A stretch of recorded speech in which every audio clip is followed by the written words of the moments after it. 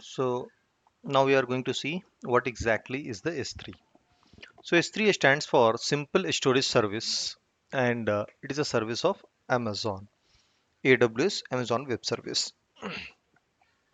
So in general, if we say what exactly is S3, so S3 is a storage service where we can upload the data similar to the Google Drive and the OneDrive, where you can upload your data, you can access the data from anywhere, any part of the world.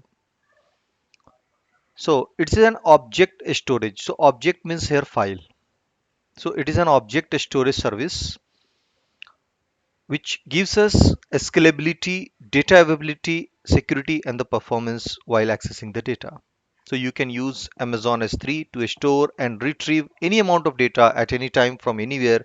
Only the condition is you should have the internet connection to upload the data and to access the data.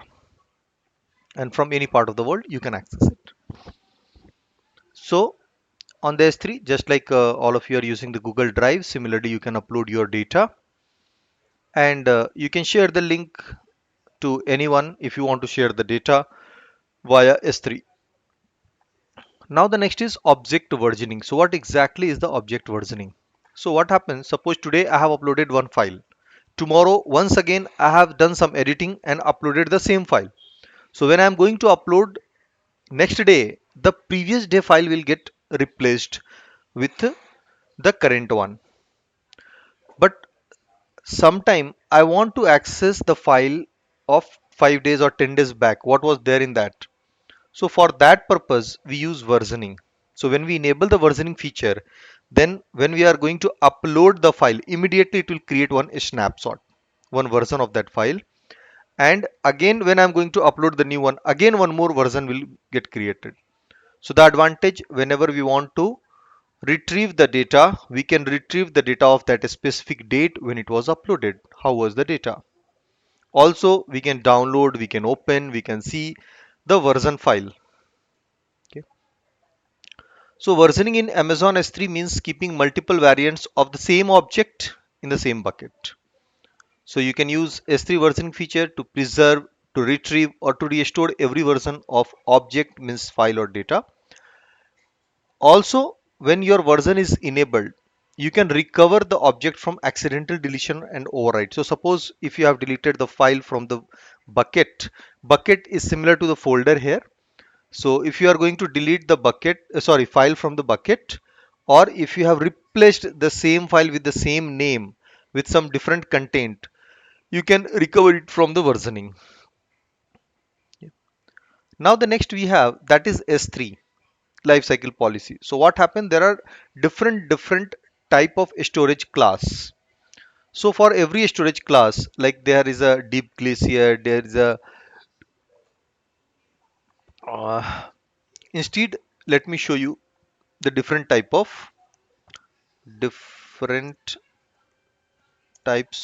of storage class in S3. So when we are going to see this, you can see a standard, intelligent tiering, express zone, standard IA, glacier, instant retrieval, flexi retrieval, and deep archive. So these are the total different types of uh, S3 storage class. So what is the difference between these all? You see, general purpose storage for frequent access data, low latency, high throughput. Okay.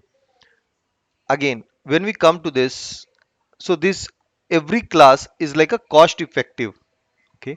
So the general, when we are going to upload the data, we upload it in S3.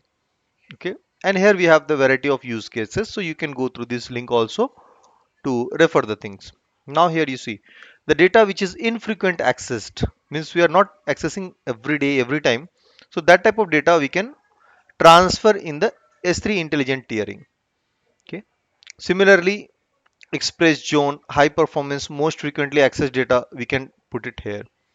Similarly, infrequent access, we can share here. And in the last, if you see the deep archive, this deep glacier, the data which is rarely accessed, that we can put it here. Advantage, its cost is very less.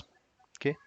So when we are going to access the data, you see the retrieval time of the data will be around, means within 12 hours. Okay. So it takes time to access the data from the deep archive. So different type of storage class we have, and we can define the life cycle. Okay. So life cycle means we can define the policy that after 30 days the data should automatically move to this class. After 60 days the data should move to another class. So that is what life cycle policy. So generally we can move it manually also, but instead of manual approach we can define the policy.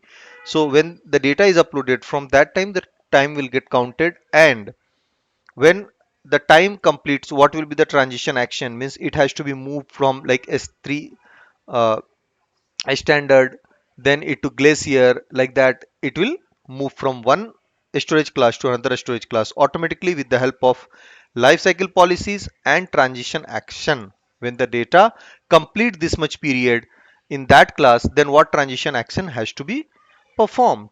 Also we can define the expiration action, that there are some object which I rarely use, like after 180 days there are a lot of logs which we store on our devices, but we need to keep the logs of 6 months only. So after 6 months, how I will identify which logs, and I do need to go and delete it manual with the manual approach, or any data which I need to keep it for a specific period only. After that I don't need. So what we can do, we can set the expiration action, that after this much time, when the data completes this much time in the storage S3, then it should get automatically deleted. So that also we can define here with these policies. Okay. Now the next is S3 replication. So what exactly is the S3 replication? So S3 replication means we have two buckets.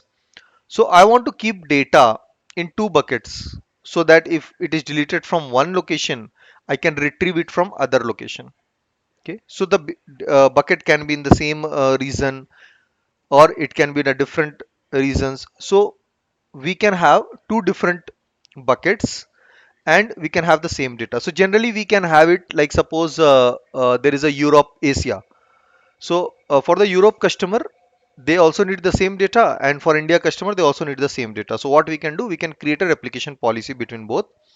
We'll create one bucket in the Europe region, one in the India region, and when we are going to upload data in any of the region, automatically the same data will be replicated in another region also.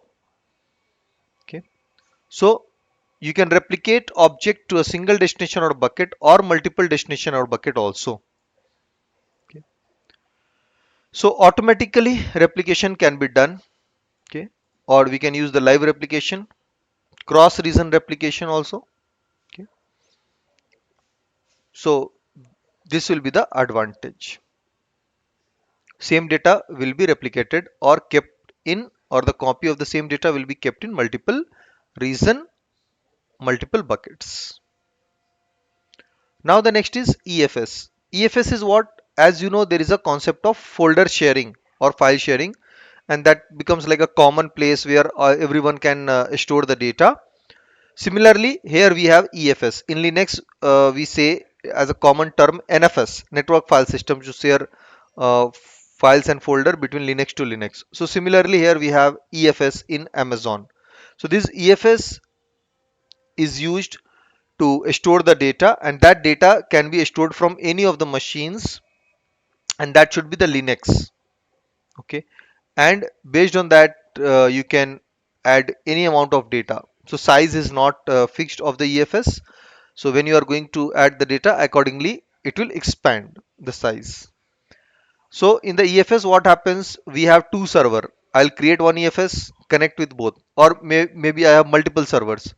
So all the servers can store the data in the EFS, and if they need, they can fetch the data from the same EFS. So just like a shared folder. Okay. So EFS support NFS. So that's why we need to use Linux for this. Okay. So this can work with the web service compute instance like Amazon EC2, ECS, EKS, Lambda, or Fargate also. We can configure, and for them, the storage we can use the EFS. Okay. So these are the theoretical concept of the S3, and for the practical you have already practiced during the session.